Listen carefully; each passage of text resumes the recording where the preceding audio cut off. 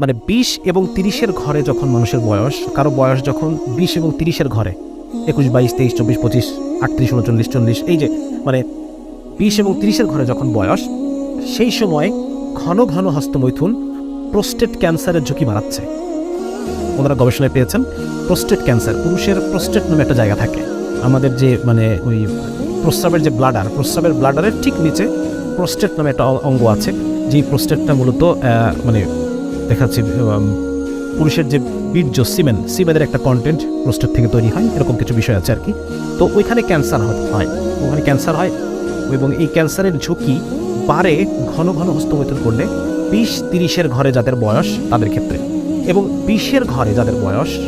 21, 22, 23, 24, এই 20-এর ঘরে যাদের বয়স, তারা যদি সপ্তাহে 2 বার, দেখেন খেয়াল করে দেখেন, সপ্তাহে 2 থেকে 7 বার, সপ্তাহে 2 থেকে 7 বার যারা হস্তমৈথুন করে এই বয়সে, 20-এর ঘরের বয়সে, তাদের প্রোস্টেট ক্যান্সারের রিস্ক 79%, 79% রিস্ক। যারা 20 থেকে 30-এর ঘরে বয়স, 20-এর ঘরে বয়স, প্রতি সপ্তাহে 2 বার থেকে 7 বার পর্যন্ত যারা করে, তাদের প্রোস্টেট ক্যান্সারের, বৃদ্ধ বয়সে গিয়ে প্রোস্টেট ক্যান্সারের রিস্ক 79%। এবং 30-এর ঘরে যাদের বয়স, 30-এর ঘরে যাদের বয়স, তাদের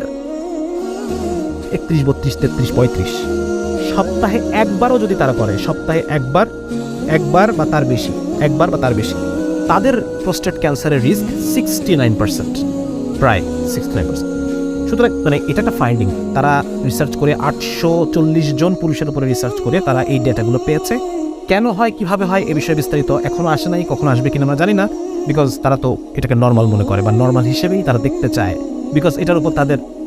মানে $100 বিলিয়ন ইন্ডাস্ট্রি রয়েছে। সুতরাং তারা তো চায় না এটা খারাপ প্রমাণিত হোক। তো আমি জানি না, এটা হয়তো আমরা কোনোদিন সামনে জানতে পারবো যদি আমরা মুসলিমরা এগুলো নিয়ে গবেষণা করি। আমি এই জন্য খুব গবেষণা করতে উৎসাহিত করি সবাইকে যে আপনারা গবেষণা করেন, যে মুসলিমরা যদি কখনো আমরা গবেষণা করি, হয়তো এই বিষয়গুলো নিয়ে আমরা আরও বিস্তারিত জানতে পারবো। তোমার কথা এটা যে এই হস্তমৈথুনের এটার পরিণতি, শারীরিক পরিণতি খুব বেশি ভালো না, মানসিক পরিণতিও ভালো না, এবং পারিবারিক যে প্রশান্তি, যেটাকে বলে পারিবারিক শান্তি, একজন সফল পুরুষ হিসেবে যে পারিবারিক শান্তি, এটা যারা হস্তমৈথুনে অ্যাডিক্টেড, পর্নোগ্রাফিতে অ্যাডিক্টেড, তারা এটা